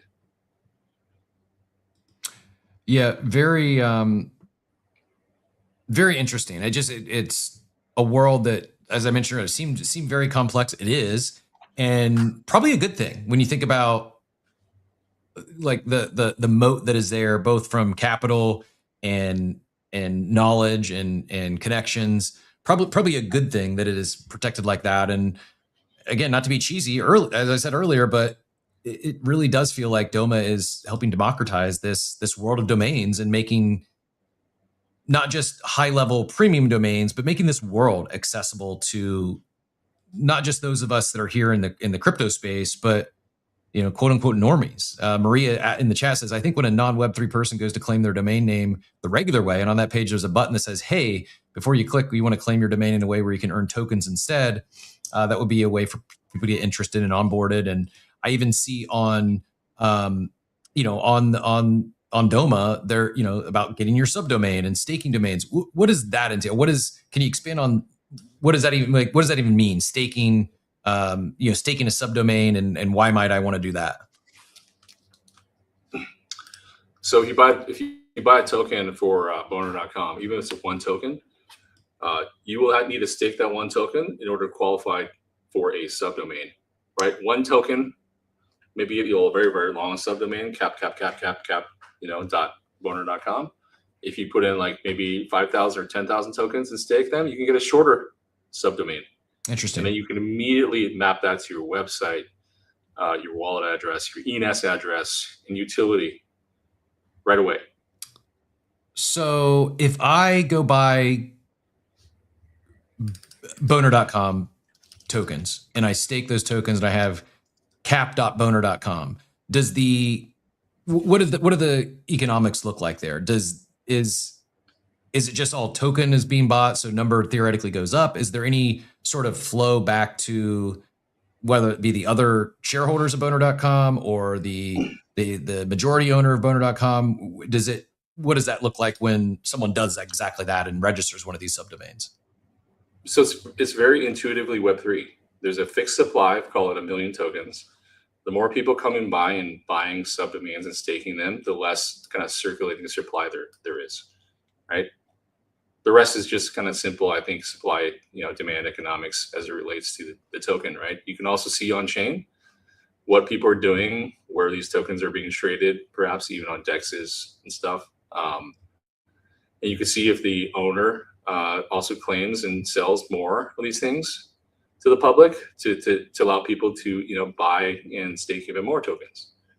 So it follows the mechanics that you and the audience, I think, are pretty aware of already. But just again, kind of doing it for a domain name just needs to be clear. And of course, we implement Uniswap v3 with full range liquidity, so you can also come in and create and provide liquidity for Boner.com, right? And you can earn fees in USDC for that and withdraw your liquidity at any time.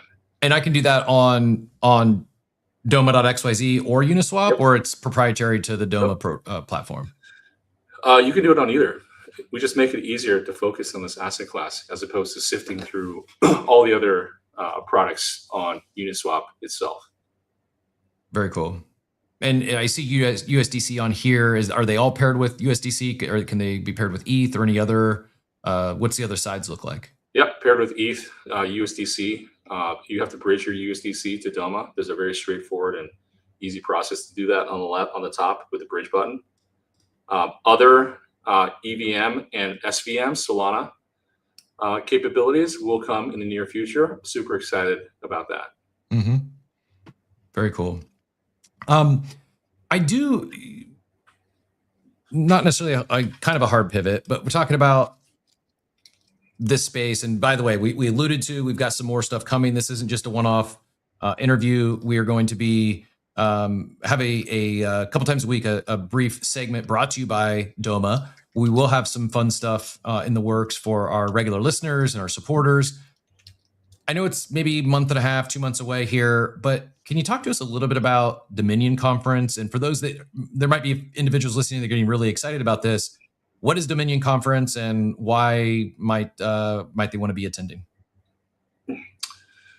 Dominion in April 29th through 30th in Vegas is our third annual conference dedicated to Domain Fi, kind of the financialization of domain names, right? It's going to be high quality, action packed. We're going to have some great speakers from Web 2 and Web 3. You want to be there because again, it's off the back half of Bitcoin Vegas. For anybody who values access to a kind of mystified and kind of wants to demystify this asset class, join in, meet, network with folks. Great entertainment, great food. You should come. We'd love to have you too.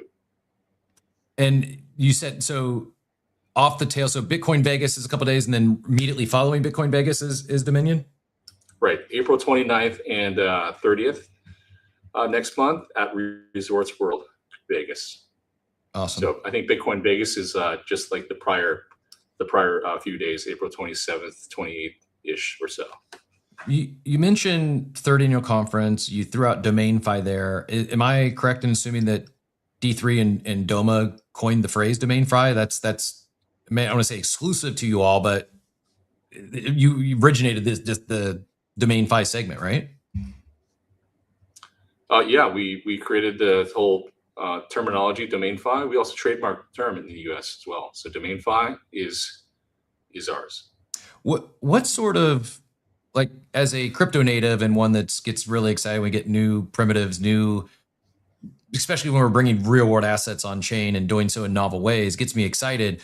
What sort of reception have you got from this from the domainers, those that aren't crypto natives, and whether it's been at Dominion or they come across Doma and Domain Fi elsewhere? You threw out your brother there as an example, but what sort of reception, good, bad, ugly, and different, have you received from hardcore OG domainers when it comes to Doma and Domain Fi?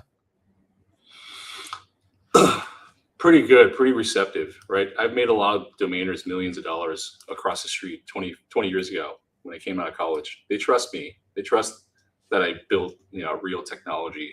Right. I think, there's a good book out there called Crossing the Chasm right? For anybody who hasn't read it, check it out. It talks about the 5 stages of adoption, right? I'd say there's always the earliest innovators, right? The techies usually adopt first, right? And then there's a cohort of early adopters that are kind of like those visionaries. And then there's kind of the early majority and late majority conservatives. That's like the top of the bell curve, right? A lot of domainers are kind of in between early and early majority and early adopters, kind of on the uptick of that 2 or 3 stage of adoption. It's normal. We anticipate it. It just requires, focus and grinding for the next weeks, months, and years over here. And like I said before, my companies in general have been on average 8 to 10 years each. And D3's been around for what, 2.5 years? So it's a marathon. I mean, we look forward to it. But I think once you and then of course the late stage adopters will be the big corporates, right? Hopefully, I don't know, TV commercials one day where it's just like click, click, click, like I see with chime.com and all these commercials all over TV, right? But yeah, you bring good charts. So like I said, Web 2 domain industry people are kind of in that innovators and early adopters range. And I think the Web 3 people are probably in a combination of stage 2 and 3 over there, that early majority. So we anticipate, and that's why we're doing, for example, these conferences and doing more education about DomainFi. But we're right there, right at that chasm point. It makes sense. And on both fronts, I would, if you were to like today, if you were to identify like a target market, I'm guessing maybe both, but is it crypto natives? Is it traditional domainers? Like, who is the target demographic for Doma today? Yeah, I can say this because I'm a middle child, right? I've always been in between 2 worlds. On the Web3 side, it's the crypto native traders. It's the degens. It's people who want to buy an asset class and make money or use a domain name, like map it to their DNS address. On the Web 2 side, so Web 3 to us represents demand. Web 2 for us represents supply. People who have been sitting on these assets like AI.com and will literally take these assets to the grave. They're so cheap, $10 a year. I'm starting to see domainers die off. They're handing these assets down to their kids. Like I want to fix that. It's like before you could do that, you can do a lot of things with your domain name. You could sell pieces of it. You maybe can eventually borrow against it. You can take that like a home equity line of credit and put it against other assets. You can do more this domain name, but it's just so tempting to hold on to it because it's just cost $10 a year, to renew it. Oh, I'll do it next year. Oh, maybe next year. So yeah, supply on the Web 2 side, demand on the Web 3 side.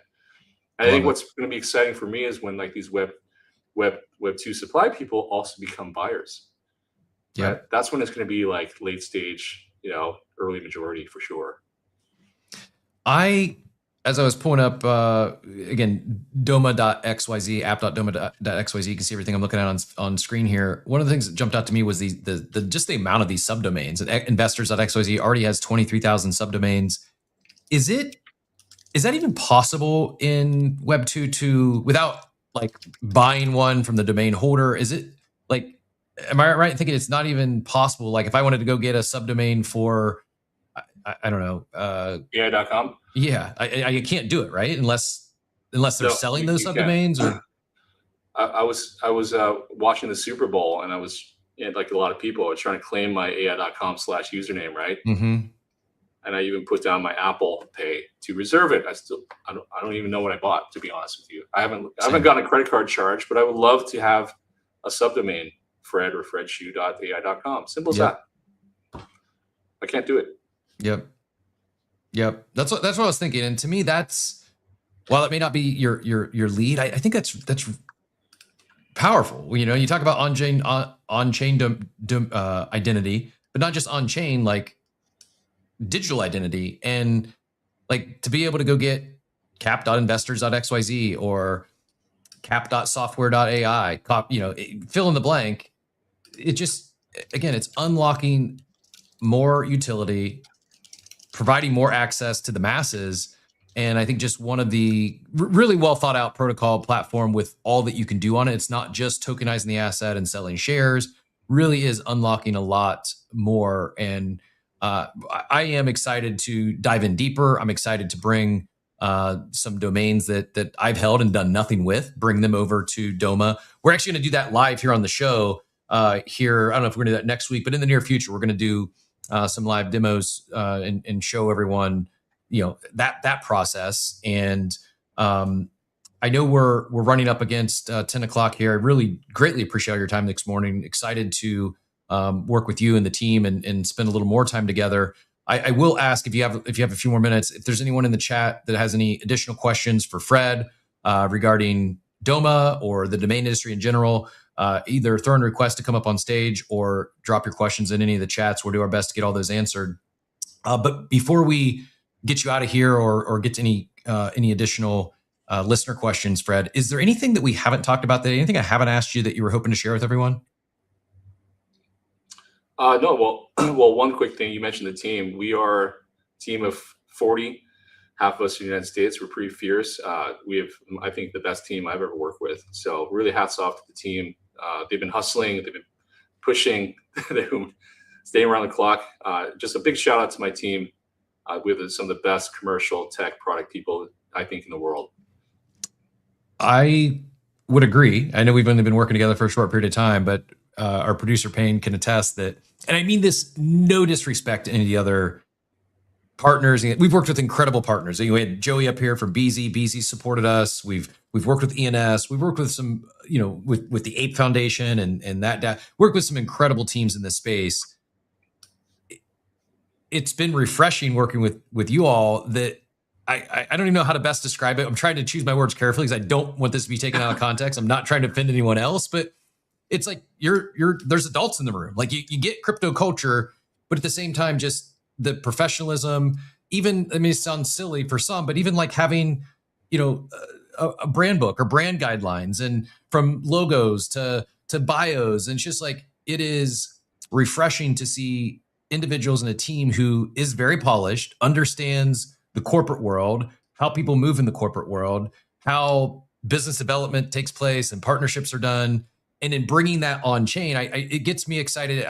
The best way I was describing to someone else, it's like, and I know, yes, on building on chain, but to me, it's been an experience like, oh, we're working with a real Web2 company that's building on chain. And that gets me excited just at the highest level is we need more people like yourself. We need more leaders that have the credentials, the background, a team that is so polished and brings with it a wealth of knowledge and experiences and how to move in this space. And I don't mean any offense to anyone else, but more grownups in the room, like that in itself is going to help onboard not just other users, but other entrepreneurs, other builders, other startups, when they can see like, oh, this isn't just, they're not just crypto because it's some grift or some pump and dump. They're actually leveraging the technology to make something better. And I guess at the core, when we talk about, talking with founders and builders and teams, like that is, to me, it's very important and truly appreciate, not just for the partnership and the opportunity to work with you all, but how you are building in the space, I think I hope other founders and teams can take note and pay attention. And I genuinely mean it. I think that will onboard many others. Like I would be actually surprised if some Web2 company or some domainer that talks with you guys at Dominion this year doesn't ultimately start exploring and doing something and building something on chain. And that is, I think, a big boost. Even if you're not into domains and you've never registered a domain, if you're not into trading altcoins that we were talking about earlier, or have any interest in a subdomain, watch how this team moves, watch what they're doing. And if you have other friends who are entrepreneurs or founders or considering crypto, they're crypto curious, like this is, I get really excited about, yourself and the team you mentioned. And it is refreshing for and again, no offense to anyone else who's listening in. There's a lot of great people in this space, but there's, I think, very few that have both the traditional corporate professional background and understand crypto culture and can navigate with the crypto natives. I think it's pretty impressive and excited to do more with y'all. And we're hiring too. Just wanted to say we're hiring. We're trying to. If you like LA, come to LA. It's not so bad. It's pretty good. But again, our mission really is to unlock liquidity for domain investors, right, and growth for these registrars, like I was mentioning, right. And again, this is a real asset class. Trust me, the internet will be around for the next 100 years. Okay, and we wanted to, make that accessible to Web3 traders finally. Fred, any specific positions or any particular roles or anything in particular you're looking for currently? Yeah, you can go to d.com/careers.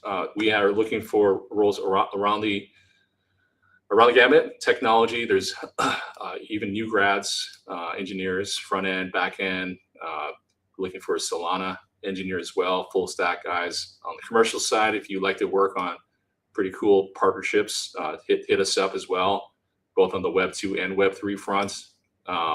Project manager as well, ops to help me keep this office nice and humming. Nobody's here right now. It's 6 a.m. But and then marketing. We have a growth lead for Doma and also a visual designer we're looking for. Everything you can look into at d3.com/careers. Thank you for asking. No, my pleasure. Thank you. And you got some love too on The Office. I was trying to find I saw it earlier in the chat. I think it was Hizzy talking about how, visually loves the screen. Perspective looks really good on camera. So, and thank you for joining us so early. I know it's early there on the West Coast. Appreciate you being here today. I think one more question from the audience, if you have time. How is Doma planning to create sustainable demand for domains outside of trading hype, especially in the next 2 to 3 years? We're going to bring some of the best assets, domains, registrars, on-chain stuff that has never come on-chain. We'll do that pretty much exclusively, let's say, right? So look out for that. So more interesting things to buy that have value. We're pretty unique at doing that. I love it. Maria, given some flowers in the chat, said, love the question about why wouldn't everyone get a domain this way? And the only answer she could come up with is they don't know the tokenized option exists yet. So if you enjoyed the show, if you're interested, go check out Doma. We will get some links, some ref codes, some fun. We do have some fun stuff planned. So more on that starting as early as next week. We will be talking about Dominion Conference, especially anyone that's planning on going to Bitcoin Vegas. Or if you're in the Vegas area, save those dates on your calendar for late April. And really excited to excited to I think we're going to make the trip out there as well. Excited to meet y'all in person, and it's an honor to be working with y'all. So thank you so much for your time today, Fred. We will be in touch soon, and if you do have questions. We'll drop, if you're listening to the recording later, all these links will be in the show notes. If you're in the X Spaces, the Doma Protocol account, the X account is on stage. It's just at Doma Protocol. And then Fred mentioned D3, the parent company of Doma and everything they're building. But as always, if you're unable or you miss one of those and you have a question, feel free to reach out to myself or Payne, and we will connect you with the team. Shout out to Wes. You saw Wes in the audience earlier. Goes way back, longtime friend of the show and frequent audience member. We were talking Cleveland earlier. Wes, a Clevelander up there. I think he's maybe been to a Bitcoin meetup or two with Steve, former co-host here on the show, in legend in the space. But yeah, just and I think also indicative of the team you're building there. Wes is one of the great ones, and was great. Lisa's great. Mark's great. Yeah, those guys are awesome. Absolutely. Active member of Doma Gym. We've got, Trekkie asking, is there a massive opportunity for scooping up domains for every college player? Even if a few go pro and become all-stars, could be a gamble, could be payoff. I don't, not to get into like domain names and what you can buy or what you can squat or not. But I think whether you're talking college players or a business idea or a concept, previously it was just go register something and cross your fingers and wait. Now you can actually do something with that. Now you could potentially, not potentially, like it wouldn't take much, especially if you graduate, you're likely going to get your initial investment back pretty quickly. And I genuinely mean it. I can't think of a single reason why the next domain I register, even if we weren't working together, why I would ever even consider going to GoDaddy or Squarespace or anywhere else. It just makes sense. It's just a better product, and it turns a very passive, while efficient, very passive asset I can't do anything with other than build a business on it or sell it, to where now it unlocks a whole new world of utility and opportunities. So appreciate all you're doing in this space. And who knows, maybe the agent will want that domain name that you get on, right? AI and agents are deploying now like at a rapid scale, as we all know, right? So they all need universal endpoints. I'll leave it at that. Absolutely. Absolutely. Fred, it was a pleasure. Thanks again for joining us today. Appreciate all your time. Thanks for everyone who tuned in and asked some great questions. More soon on this. It won't be the last time you hear of Doma in this platform. Genuinely excited about what they're building and excited to show you all more. We'll be back soon with the Doma team. Look for those sponsor segments kicking off next week. And we will also be back tomorrow. That link for tomorrow's show is pinned up top. We will be back as always, 8 a.m. Eastern time. If you're new here and you just came over because you saw Fred and the Doma team talking, we do go live on X as well as YouTube and X Video and Abstract every weekday at 8 a.m. Eastern time, usually from 8 to 10. Occasionally we'll go a little over 10, but we're here Monday through Friday. Tomorrow show, actually Friday show, 1111. We haven't missed a day since we started back in 2021. But Fred, thank you again for your time today. Greatly appreciate it. And for everyone who tuned in, appreciate all you. And as Steve would say, hope you all have a wonderful, wonderful day, everyone.